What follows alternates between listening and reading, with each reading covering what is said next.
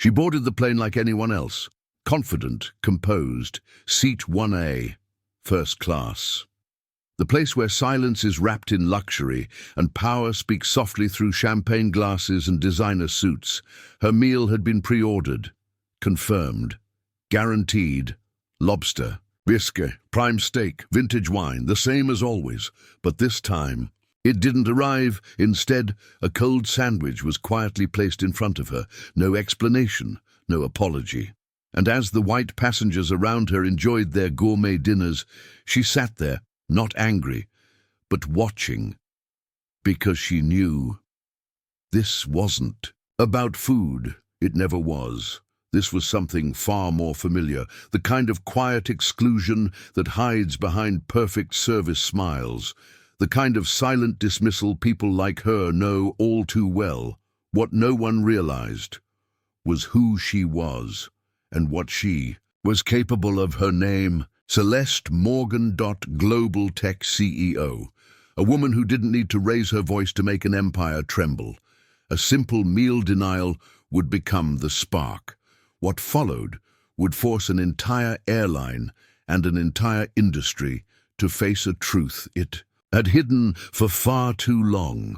Before we dive into how a cold sandwich unraveled an entire system, hit like, subscribe, and share this video. You won't believe how this story ends. The boarding gate had barely closed behind her as Celeste Morgan settled into seat 1A. The first-class cabin whispered wealth, soft leather, chilled champagne, flight attendants who smiled just enough but never too much. She was used to this world. After all, Morgan Tech, the empire she built from scratch, now stood at the forefront of AI and global security. Forbes had named her one of the most powerful women in tech. Global mergers, billion-dollar contracts, keynote stages. But even here, where money supposedly erased all differences, the weight of her skin color always followed her like a silent shadow. She placed her Hermes bag neatly above her seat. The first attendant approached, Becky Whitmore, her polite smile stretched just enough to appear professional. "Good afternoon. Ma'am, I'll be taking care of you today," Becky said, her tone light but cold behind the eyes. Celeste responded with her usual grace. "I believe you received my meal order." "Of course," Becky answered, turning away with a brief glance, one that barely acknowledged who Celeste was or what she represented. As the other passengers settled in, mostly white businessmen, loud, confident, casually greeted by name, Celeste simply observed. Mr. Radcliffe, Mr. Malcolm, Mr. Clayton. The crew knew every one of them, called them by name, poured their wine before takeoff. Caviar was served as though it were routine, but for Celeste, something in Becky's voice, the dismissive way she handled her reservation, stirred something familiar. She had met Becky's type many times, the ones who believe you don't belong here, but won't say it aloud, the ones who hide exclusion behind smiles and policies, the ones who think you'll stay quiet because you always have to fight twice as hard to even sit here. But Celeste Morgan didn't build an empire by staying silent. This wasn't new. It was personal, and this time, it wouldn't be ignored. The flight ascended smoothly, slicing through clouds like a quiet blade. Celeste kept her tablet open on her lap, reviewing the final details of the Geneva acquisition, the deal that would cement Morgan Tech's European expansion. Outside, darkness spread across the sky, but inside the cabin, a more subtle tension began to crystallize. The familiar sound of heels on carpet approached. Becky Whitmore returned, her tray carefully balanced, but something was off. There was no lobster bisque, no steak, just a cold, pale chicken sandwich resting awkwardly on the silver tray. Becky leaned forward with that same detached smile. "I'm terribly sorry, ma'am. Unfortunately, your pre-ordered meal isn't available." Her voice was polite. "But, flat, we only have cold sandwiches and water left." Celeste blinked once, her gaze steady. "I ordered my meal 7 days ago," she said, her voice calm but sharpened by years of practiced restraint. "We confirmed multiple times." Becky shrugged. There must have been a system issue. These things happen. Then, without apology, she placed the tray in front of Celeste and turned away, her heels clicking back toward the privileged row of white businessmen sipping their champagne. In that moment, Celeste didn't feel hunger. She felt the heavy chill of invisibility, not for the first time, but now in a place where power was supposed to erase difference. Her gaze swept the cabin again. The men behind her, Radcliffe, Malcolm, Clayton, laughed and chatted freely. Not one of them even glanced toward her or noticed the insult sitting quietly on her tray, but she noticed. She always noticed, because this wasn't about food, it was about entitlement, about who is seen and who is expected to silently accept the small cuts that add up over time. And it was about a system that still allowed people like Becky to believe that even here, Celeste Morgan didn't quite belong. Celeste didn't touch the tray, she didn't argue. But as her fingers hovered above her smartwatch, a quiet storm began to build. Not loud, not public, not yet. But it was coming, and when it arrived, it would not only change Becky's life, it would force an entire global industry to finally see itself in the mirror. The hours crawled forward, and with every passing mile, the cabin seemed smaller, tighter, like the walls themselves were complicit in the quiet offense. Celeste sat motionless, her back straight, her breath slow. Years of boardrooms had trained her in this posture, composed, unreadable but fully aware. She watched Becky continue her rounds, delivering lobster bisque to a couple seated just 3 rows ahead. The aroma drifted softly back toward Celeste like a final mockery. The man receiving the meal glanced briefly at Celeste as the tray passed by, but his eyes quickly darted away, uncomfortable perhaps, or simply indifferent. He wore a platinum Morgan Tech watch on his wrist, a product of the very empire Celeste had built. Ironic, Celeste's assistant Mia, seated across the aisle, whispered cautiously, "Ma'am, do you want me to escalate this?" Celeste shook her head once, barely perceptible. Not yet. She didn't need a scene. Not now. Not here. Because this wasn't the moment to respond with fury. This was a moment to gather data, to witness. The captain's voice broke the silence. Over the intercom, announcing their descent into Zurich, a different kind of weight settled into the cabin as passengers adjusted their seats and stretched their legs. As the plane touched down, Celeste's mind was already miles ahead. She wasn't thinking about Becky anymore, not directly. She was thinking about the countless Beckys who had smiled just like that in different boardrooms, country clubs, and private schools throughout her life. The ones who never said the words, but always spoke through glances, through assumptions. The ones who smiled while moving your chair slightly further from the table. The seatbelt light blinked off with a soft chime. Passengers stood, reaching for their carry-ons. The businessmen in front of her, Radcliffe, Malcolm, Clayton, exchanged quick handshakes and light jokes as if nothing in their world had ever been questioned. As Becky approached to open the curtain for disembarkation, Celeste finally spoke, her voice as smooth as glass. "Ms. Whitmore." Becky paused, forcing a polite turn of the head. "Yes, ma'am? Thank you for your service." The pause between the words hung in the air like a blade. Becky offered her rehearsed corporate smile. "My pleasure, ma'am." Celeste smiled back, but hers was different. Not polite, not bitter, measured, because she knew something Becky didn't. Tomorrow morning, Becky Whitmore would wake up to a world that looked very different, and Celeste wouldn't have to lift a single finger. The Zurich terminal gleamed with its minimalist precision, glass, steel, and quiet efficiency. But for Celeste, the sterile calm of the airport was nothing more than a temporary stage. Her team moved with purpose, their steps in rhythm. Mia had already synchronized the day's meetings, cross-checked security, protocols, and ensured the Geneva boardroom was prepared to the highest executive standard. Yet even amid this swirl of activity, Celeste's mind remained anchored to Flight 327 and that pale, plastic sandwich. "Miss Morgan, your vehicle is waiting," Mia announced softly. The black Mercedes glided toward the curb, its driver already stepping out with a silent nod.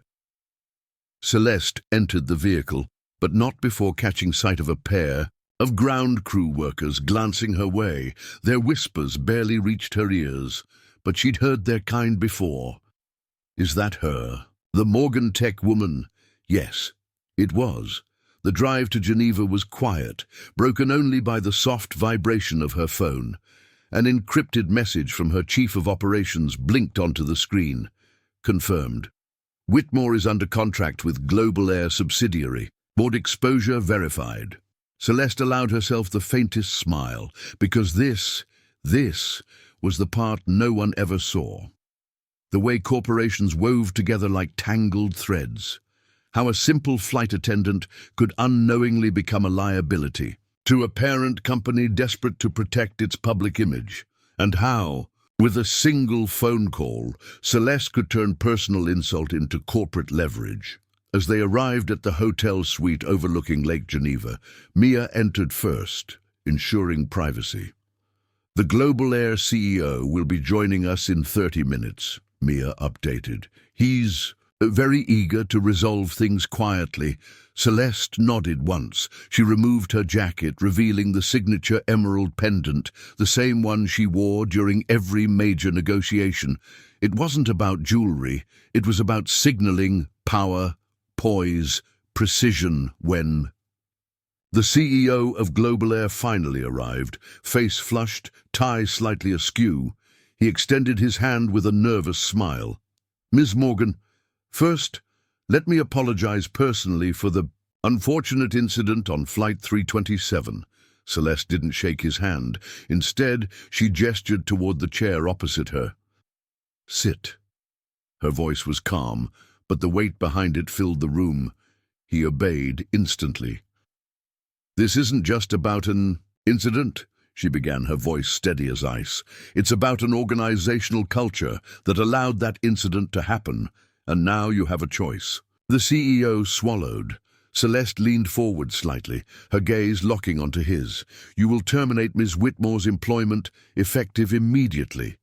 You will implement mandatory bias training across your international fleet, and you will publicly announce your new executive partnership with Morgan Tech, with Global Air funding our next global leadership initiative."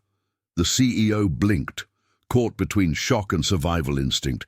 That's quite an ask, Ms. Morgan." She didn't blink. "No, it's an opportunity." And in that moment, like countless times before, Celeste Morgan once again turned a small act of disrespect into a multi-million-dollar expansion of her empire. Because some people play defense, she plays offense. The press conference room at Global Air's Geneva headquarters was bathed in bright lights. Every camera lens trained on the podium. Executives lined up like nervous chess pieces, forced into formation. Behind them, banners displayed both company, logos, Global Air and Morgan Tech, now officially strategic partners. But only one figure stood at the center, Celeste Morgan. Her emerald pendant caught the light as she approached the microphone with effortless grace. She wore no anger, no bitterness, only quiet command, the kind that made even seasoned journalists sit a little straighter. "Ladies and gentlemen," she began, her voice smooth but anchored, "today marks not just a new partnership between two global brands, but a new standard of accountability." The CEO of Global Air stood several feet behind her, nodding, his smile tight. Celeste continued, "Accountability means recognizing when systems fail. It means taking decisive action when individuals forget that every human being deserves dignity, regardless of race, gender, or status." There was a subtle intake of breath from the audience. "And today, Global Air has agreed to invest $50 million into Morgan Tech's Global Leadership Equity Program, a program designed to identify, train and elevate leaders from historically marginalized communities. The cameras flashed. The headlines were writing themselves, but behind every elegant word, behind every camera click, Celeste's mind remained razor-sharp. Because this wasn't charity, it was architecture. Every insult, every microaggression, fuel for the blueprint she'd been building for years. The empire wasn't built despite those moments. It was built because of them. As the conference concluded, reporters shouted questions, none of which she answered directly. She gave them smiles, nods, gestures perfectly calculated for tomorrow's morning papers. Outside, Mia whispered, "It's done." "No," Celeste corrected softly as they stepped into the waiting convoy. "It started." The drive away from Global Air's headquarters was quiet again, but only on the surface. Back at Morgan Tech's Zurich satellite office, her senior advisory team was already mobilizing. Contracts were being drafted, training programs outlined, PR strategies coordinated. But then came the knock at the door. Mia opened it, revealing a tall woman, poised, visibly uncomfortable. Becky Whitmore, dismissed, unemployed, invited here by Celeste's personal request. "Ms. Whitmore," Celeste said calmly. "Please sit." Becky hesitated, unsure whether this was humiliation or salvation. "You asked to see me?" Celeste didn't answer immediately. She studied the woman who had, only 48 hours earlier, smiled while handing her that cold sandwich. "Tell me, Becky," Celeste began, her tone still surgical. "Was it worth it?" Becky's lips trembled. Her eyes darted, searching for a safe answer that didn't exist. I didn't mean to offend." Celeste held up a hand. "Intentions are irrelevant. Actions matter." The silence that followed was heavier than any accusation. "But I believe in redemption," Celeste finally said. "The question is whether you believe in responsibility." Becky's head lowered slightly. I do." "Good," Celeste nodded, because unlike many who had tried to cut her down, Becky was about to learn the most painful and the most valuable lesson of all. You don't get to decide when you're done growing. Weeks passed. News outlets spun the story in every direction. Morgan Tech forces diversity reckoning in aviation. CEO Celeste Morgan expands global influence after airline scandal. The rise of corporate accountability or strategic power play. But Celeste didn't care for headlines. She cared for outcomes. Inside Morgan Tech's towering headquarters, high above the skyline, the real work had begun. The Global Leadership Equity Program quickly attracted top talent. Young, brilliant minds from every corner of the world, many of whom had never been given such a seat at the table. For Celeste, this was legacy, not revenge. She stood before a room filled with new recruits, their faces eager, uncertain, but burning with potential. "You are not here because of charity," she addressed them. "You are here because you earned this, and because the world can no longer afford to ignore brilliance simply because it wears unfamiliar skin." A boo. Applause that followed wasn't loud, but it was deeply genuine. Meanwhile, Becky Whitmore sat quietly at the back of the auditorium, wearing her new badge. Her title: Compliance Officer, Global Diversity Operations. Not a demotion, not a promotion, a transformation. She had been given a chance few ever receive, the chance to become part of the solution. Celeste hadn't hired her out of mercy. She hired her because true change requires both victims and perpetrators to rebuild together, or the cycle never breaks. Later that evening, as the sun dipped behind the skyline, Mia approached Celeste's private office. "Ms. Morgan," Mia said softly, "your father would be proud." Celeste allowed a rare, unguarded smile. "He taught me one thing, Mia," she replied. "Power isn't what you take, it's what you build and what you leave behind." They stood in silence, gazing out at the city, a kingdom not built on anger, but on precision. And far below, the world kept moving, never quite knowing how close it had come to witnessing a war. Because sometimes the strongest form of dominance isn't destroying your enemies, it's turning them into architects of your vision.